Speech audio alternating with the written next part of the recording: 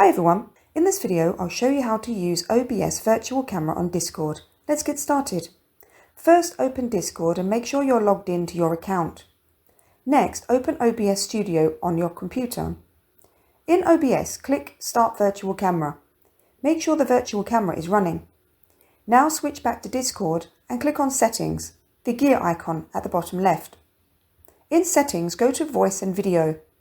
Scroll down to the Video Settings section. Click on the Camera drop-down menu and select OBS Virtual Camera. If you don't see OBS Virtual Camera in the list, here's how to fix it. Open the search bar on your computer and search for OBS. Right-click the OBS app and choose Open File Location. In the folder that opens, right-click OBS Studio and click Open File Location again. Open the OBS Studio folder, then open Data, then OBS Plugins. Look for the WinD folder and open it. Find the virtual cam install file. Right-click it and select Run as Administrator. A window will appear showing that the virtual camera has been installed. Press any key to close it. Restart OBS Studio. Click Start Virtual Camera again.